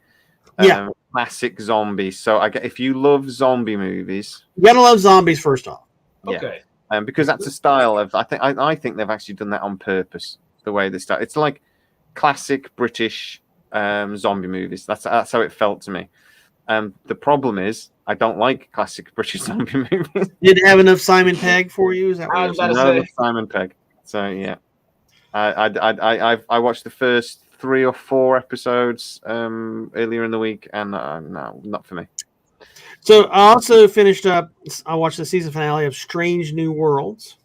Finally got around to see that. Excellent, I thought. It was really good. I watched the latest episode for All Mankind on Apple Plus, also done by the same guy that was the story runner for Deep Space Nine. Oh, really? Okay. Yeah. Moore, did for All Mankind and this. Because I've heard only good things about Deep Space Nine, and I've only heard good things for All Mankind as well. Yeah, I mean, he also did Outlander, the romance. Oh, really? Yeah. The time jumping romance story. Ooh, really excellent. I always loved that. I always did love that. Also watched something that's not really sci-fi or fantasy, but I binged Dropout. It was the story about 3 episodes left. Oh, okay. So it's the story of Elizabeth Holmes, the fraudster that created the company Theranos, or Theranos, or however. No, Theranos. Theranos. Yeah, Theranos. It was a company she pitched as being able to diagnose all sorts of issues from just a drop of blood, and it was almost $1 billion fraud. It was. It was more than $1 billion. Gollum, isn't it? Gollum, the first female billionaire, if I remember correctly. For a time, she was until she got caught. Ding, ding, ding, ding, ding. Amanda Seyfried, I haven't seen the last 3 episodes, but she does really well. She does. Was where she starts kind of changing her vocal inflection, because she tried to imitate. You know the story, Jay? I know a little bit of the story, but I haven't watched the series yet. It's good. It's taken me a while to finish it, but it's good. She's a great actress. So tell us the story about why she changed her voice. That's a lot of people's not going to know. Oh yeah. She changed it because she was trying to imitate. God, don't Apple CEO. It's not Tim Cook. OG guy. Steve Jobs. Good Lord, that's the one I'm thinking of. And she dressed like him and started changing her vocal inflection to deepen her voice to try to sound more masculine and stuff. And Amanda Seyfried, from what I've seen so far, just watching the process is just so interesting. And to me, when she changed her voice and her mannerisms, she said, "God, it's almost like she's Jodie Foster." Yeah. Right? I was like, "Oh my God." It's like, what? You're watching an actor become a different person. It's great. And when you said that you look like Tim Cook, there was another thing I watched this week. It was on my list. It was a Jurassic Park Dominion. Finally got to see that. Is it any good? I haven't seen it. Dodgson really reminded me of Tim Cook. Oh, yeah. That's who he was based off of. Okay. It's like, God, is that? I mean, he's how long did casting have to go to find that guy? Or was he grown in a vat to look like Tim Cook just for this role? They do put a lot more effort into this sort of thing nowadays, don't they? Finding actors to fit roles more. I was about to say. That movie is all right. It's dumb fun. But don't think about the sci-fi aspects of it. The character of Ian Malcolm was the best. Yes. I mean, Goldblum's that was it. Just watch it for that. Spears throw was golden. Yes. Oh, that's all I'll give you. I watched Resident Evil. I've started watching Stargate Series 3 SG1 again because I'm going to do a video on it. So that's took a lot of my time up. Yell at me to watch that. I'm so good. Halfway through SG1 Season 3. Still on the first time Stargate. Love it. Everything I've seen so far. Right. It gets better and better. I'm through 4th episode in. So I just love it. And this is one of the weaker series. Gets better for me. Gets better after this. But anyway, so yeah, watching it. I did watch Resident Evil, but I got a bit bored by it. I watched Prodigy finally. So I really enjoy that because I got Paramount Plus now. And so finally, and I watched a couple of Marvel movies because I watched the new Marvel movie. Was it Thor? Oh, God's sake! Love and Thunder. I watched Love and Thunder and hated it, which really disappointed me. So I went back and watched it, and I'm just thinking because we talked about it a lot last week, didn't we? So I went to watch Doctor Strange 2 again. Yeah, hated it. So I didn't actually watch the end. I haven't got quite to the Mirror Universe yet. They haven't killed Captain Britain yet, but I will watch the end of it probably tomorrow. But it's really disappointed me. Didn't like it. So I need something new. So I think I'm going to watch that thing you mentioned. Nope. Earlier. I need to watch Nope. I need to watch Nope. Everybody is saying that is the seminal sort of sci-fi movie. That's like our 1001: A Space Odyssey. It's our of the current. I think it's like it's going to be. It's a modern classic. It's like an instant modern classic apparently. So I can't wait. It's damn good in a lot of ways, but I don't know about instant classic. It's because he made Get Out, and Get Out is instant classic in my book. And there's a reason he won an Oscar for that. Real quick, Us was decent. I liked Us, but it tailed it.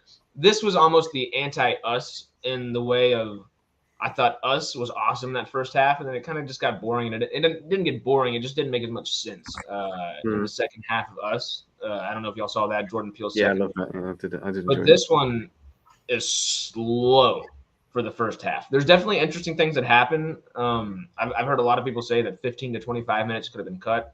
Probably. I don't love the exposition per se, but I like the things they talk about because it's good nerdy stuff, Halfway through the movie turns. I'm not gonna give it away, but it turns from horror movie that's kind of like ethereal in a way to horror sci-fi and more like action horror sci-fi, and it gets a lot of fun in that kind of way. That was the one thing I was told was that there's 2 or 3 different genres going on here, and it's like somebody said to me it's got a feel of like Cloverfield to it in places, that it's sort of like you don't really know what's going on, and that's part of the point. Sort of thing, but yeah, no, I'm really looking forward to that. I think it'd be good. It might have to be a DVD though, or well, streaming service nowadays, because I don't think, however much I lie and tell my wife it's about something else, I don't think I'm going to con her into going to the cinema to watch that with me. So it's worth it if you can catch it by yourself or with the kids or something. I should just go by myself. I'll go with myself one days after work. Actually, I've got an Odeon card. I can go as many times as I like, and I never do. So maybe I might just do that. I might just skyve off. I might just leave work an hour early and go watch it. So why not?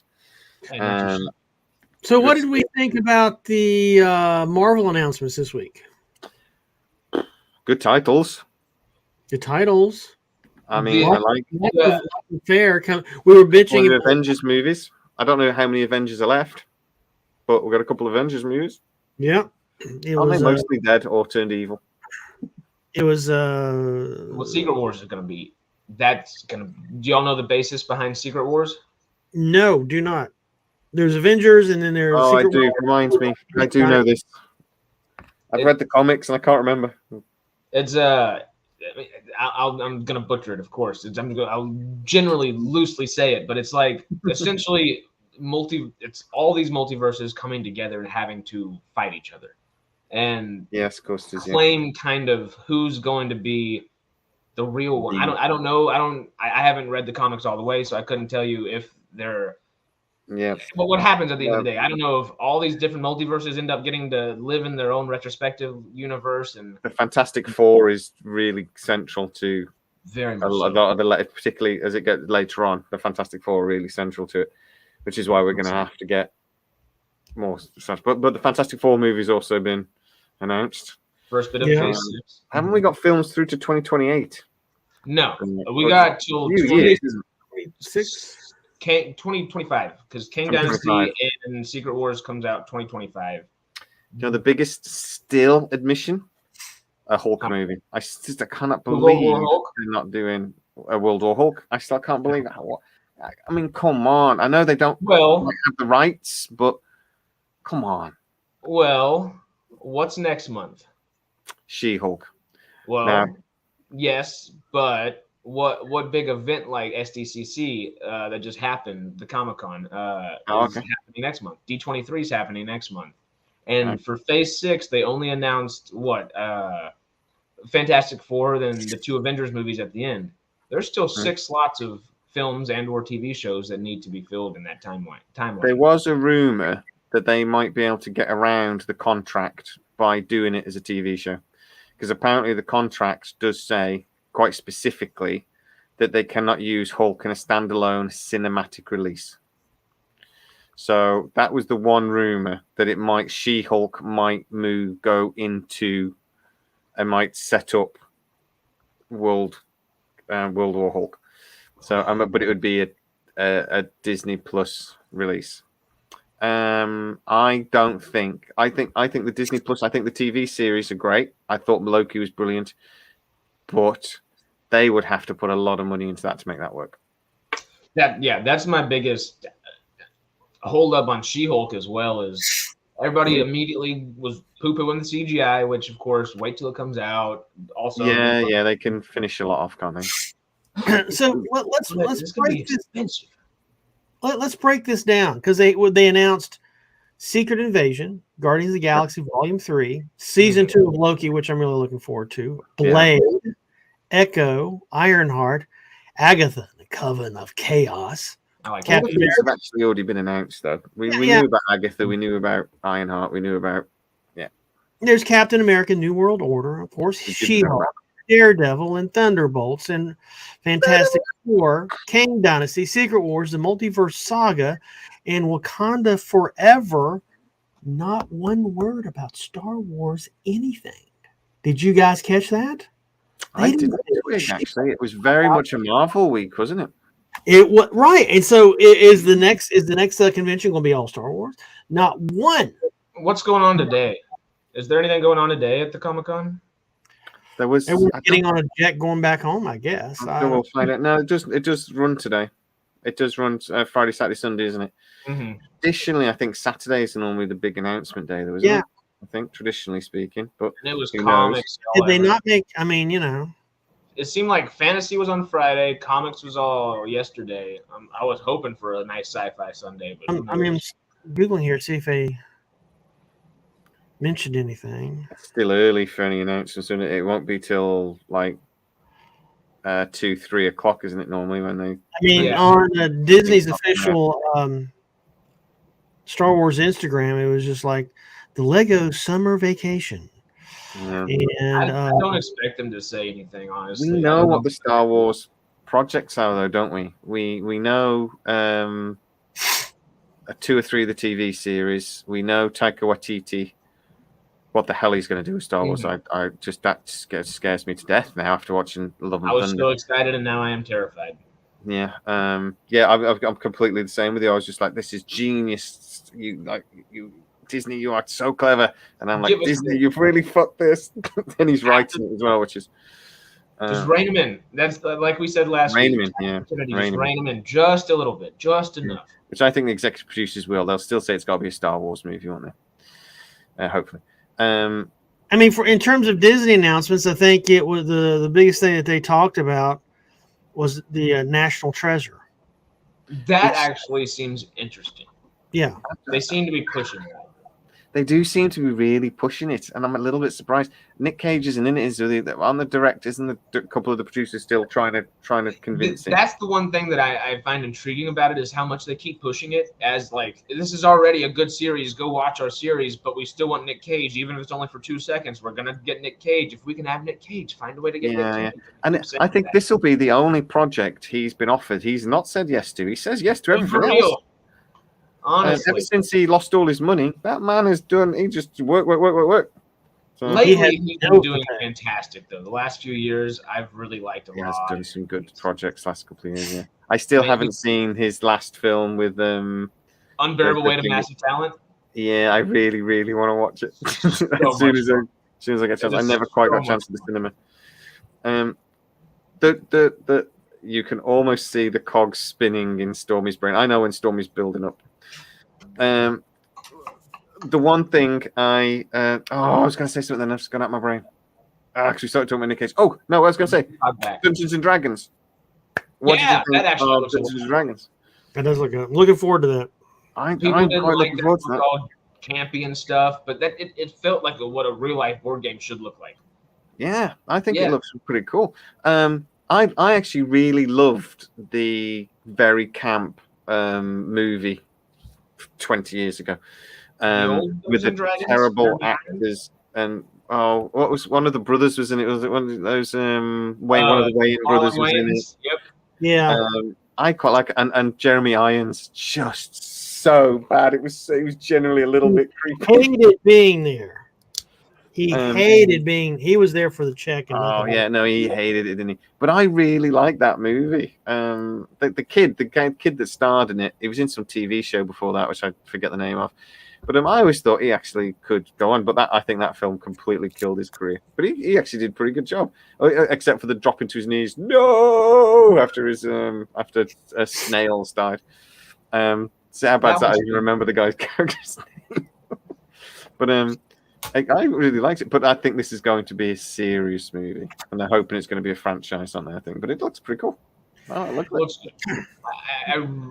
very intrigued and happy with the cast they got. I think it's a good eclectic group of people that look like they're having a good time. So that's all we need. If they're having a good time, I'm sure we can have a good time with it too. Yeah, everybody have a good time. You know, people get fucked up. There was another trailer came out. This is over on Apple Plus. The final season of Jason Momoa's C. Oh, and David Hewlett's in, isn't it? This time, I think. Or is that the one that's David Hewlett? It looked awesome. I mean, they rediscovered the trebuchet and they fucked shit up with it. But again, C is so original in terms of an idea. I mean, it wasn't, it was like actually original, and it was. I mean, the first episode of season 1, I was just captured with it. I mean, but this is the final season, they say. Yeah, really. And the journey ends. The story is complete. I still haven't watched it yet. I'd love to try it out. It looks. If you get Apple Plus, you gotta watch. Just that. I'm gonna get it for. I saw the first season, adored it, but then my Apple Plus subscription ended, and I'm not paying for any more subscription. But I'm just gonna get it for a month and binge watch 2 or 3 projects, and then just email. SciTrek needs another new email. You know. Yeah. And you can always get a new subscription whenever you get a new email. If Apple Plus would like to send me a subscription, as well, I'll talk very positively about all Apple Plus programs. So you know. Of course. I was just saying, make a fake email every time you need a new monthly free subscription. I should do that, shouldn't I? There's lots of ways to get around these things, and I can't be bothered with any of them. So I'm so lazy. No, I just think I'll just be a complete sellout, and if anybody just wants to send me things, and I'll tell them they're brilliant, regardless of how good the quality they are or not. Well, I'll do that. As long as the check's got enough zeros on it, I'll do it. The interview sci-fi fans that are really looking. The best selections on Apple Plus for you sci-fi fans is C, Foundation, which I did like Foundation. Oh God Almighty! I've been waiting since a child for that to be made into something. I mean, it's just such. It was very clever how they did it, how they handled such a broad. Now it doesn't follow the book, so don't get pregnant about it. But it was. Yeah. And then, of course, For All Mankind. I mean, there was some great science fiction over on Apple Plus and other things that aren't science fiction. Yeah, gotta binge watch it. All right, chaps, we are pushing 2 hours. Ooh. Look at him. Look how smug he is. Look how smug he is. 2 hours. I'm going to talk for 2 hours. I'm going to Lasso and Mythic Quest are 2 that I tell you what, if an American wants to learn about soccer, they should binge watch Ted Lasso. I do love Ted Lasso. Excuse me, fantastic. Football. Oh yes. Well, what's his name? Co-star from Ted Lasso is going to be Hercules at the end of.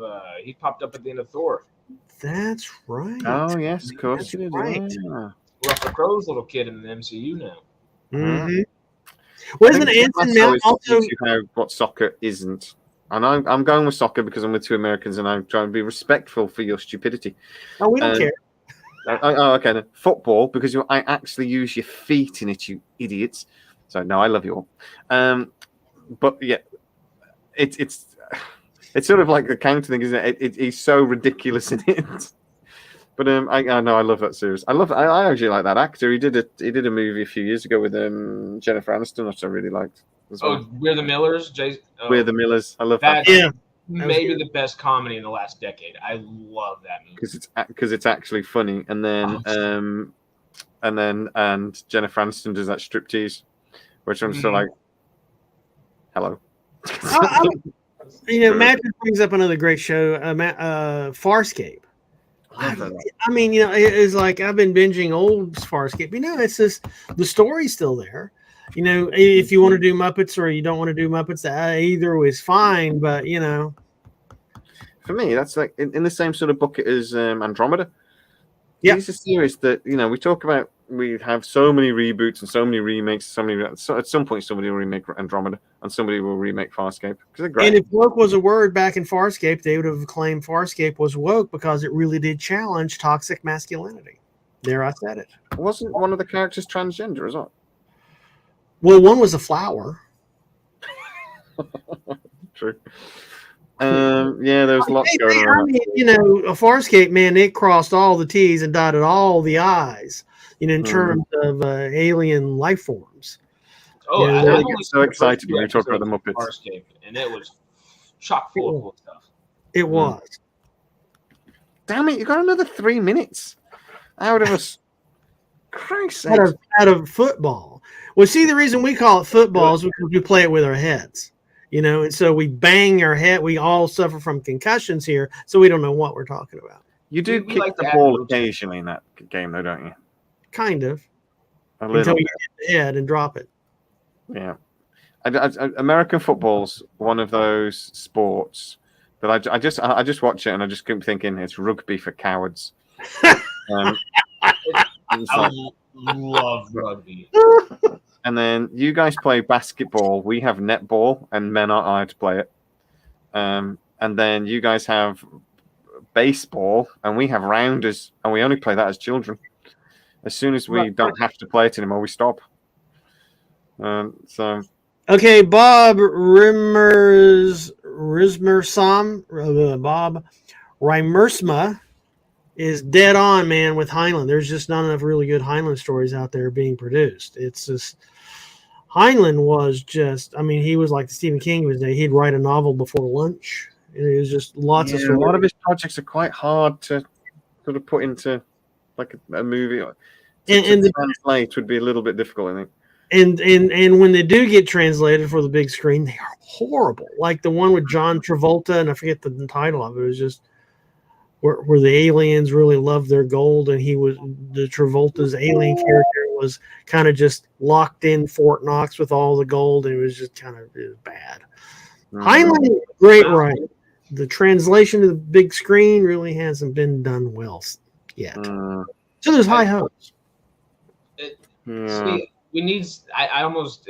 It pains me to say it, just from the couple of things that we've said recently in the last few minutes. But you almost need someone to come in and Taika Waititi it, like he did with Jojo Rabbit. Take a book and then find a better way of telling it, almost in a visual sense.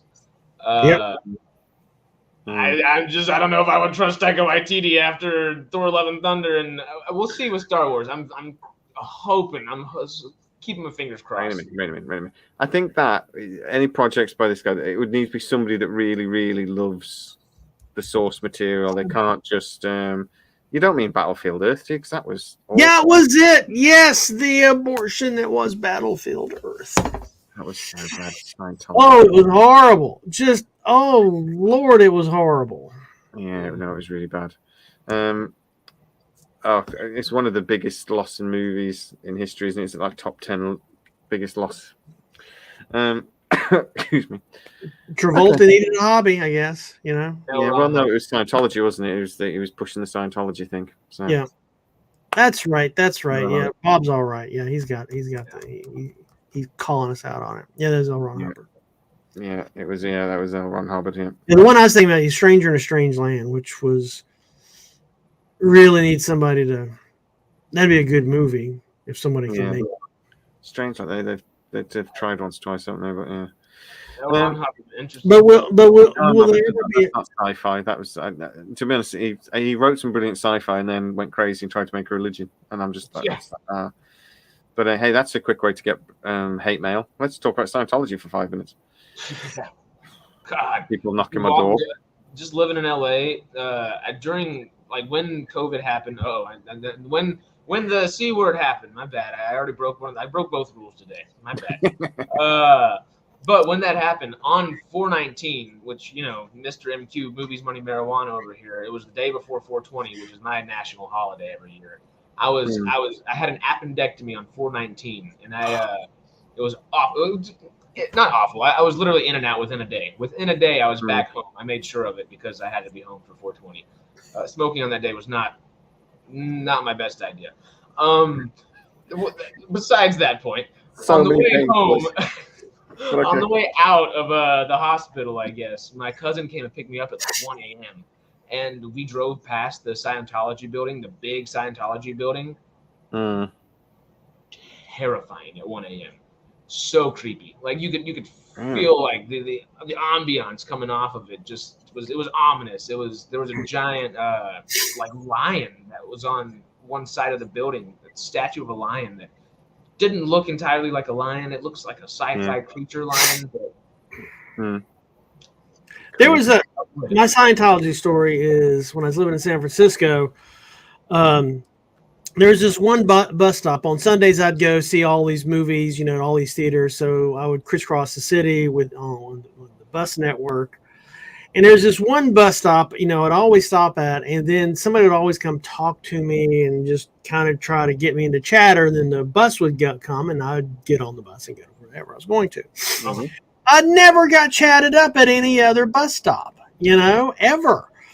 And, because, San Francisco kind of tend to themselves. And then it turned on my third stop there while I was living there. It's like, I look up and it's the Scientology Center for San Francisco. And so when anytime they saw somebody get off the bus and wait for the next connector, it's like, let's go chat with them.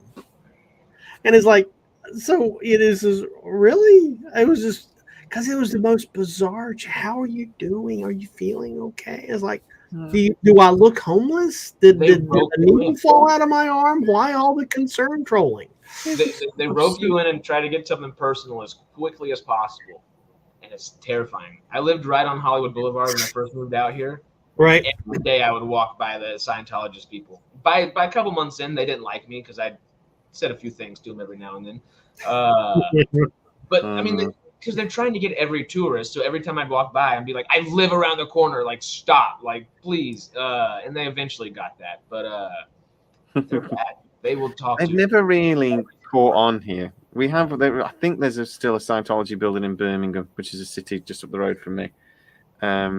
Birmingham. Sorry, I didn't pronounce it correctly for you. Birmingham, Alabama. Birmingham, Alabama. Woo! West Midlands. It's Birmingham. Like that. We're going to Birmingham. But yeah, I don't know if it's still there. But it never really caught on here because I think we are educated. And when it's explained what Scientology is, we all go, nah, you're right. But also, we've got Jehovah's Witnesses, and if you've got angry religious people, they win. So in this, I don't understand Jehovah's Witness. I'm gonna go too far, but if your entire belief system is 114,000 people and the existence of humanity will make it into heaven, stop knocking at people's door. Try to get that spot for yourself. Knocking on heaven's door. Be a bit more selfish, people. Come on. By the way, we all do know where Birmingham is because that's where Tolkien grew up. But of course. Oh, what a way to think! I'm going to ask, have y'all seen the Tolkien film? Great way to end that, Jay. I mean, come on. Great way to end the series that would have been. But I do want to talk about the Dark Tower quickly. I really enjoyed the Idris Elba movie with Dark Tower, and but it was just too much going on. It should have been like a trilogy. What do you think about Dark Tower as a series? I think that's perfect for a streaming service. I would have thought that's ideal. I thought it was great. I loved the books, and the film was just. It's got a lot of great stuff to produce content off of. Practically, yep. Yeah, I'd love to see that. Anyway, I'm still waiting for Rama series to be made into a show. Starting with Rendezvous with Rama. That was all. Oh, Rendezvous with Rama. I thought you said Futurama. I was like, I'm ready for the next season to come back. That they got John DiMaggio. I'm excited. Oh my gosh! Right. is it cancelled at the moment or not cancelled? Because No, it always they goes brought it round in back. circles. So It it gets is cancelled and uncancelled, brought back. cancelled again. Okay. Maybe it's just a mini series. Don't quote me on that. But It's been so many things for such a long period. First, it was just like some one-offs, and then there was the TV show. Then it was like some one-offs, and more TV shows, and some other strange things. And if there's Futurama, I'm going to watch it. yeah. I love that series. Bender's one of the greatest characters. I wasn't supposed to watch that when I was younger, but of course I would come home, watch that, and then watch the Boondocks, and that's probably why I'm out in LA now. But right, we are at 2 hours, so we are going to call it a day, people. So shut up, Stormy. Do not say a damn word. Right? Do not come up with any interesting quips or stories or any other things. My butt hurts and I need a wee. So we're calling it a day. Thank you. Seriously, guys, thank you so much for talking. I think we've sorted out that the Lord of the Rings, we could have sorted that in 2 minutes, actually, couldn't we? Lord of the Rings, woke garbage. Can we wait to watch it first? That should have been the end of it.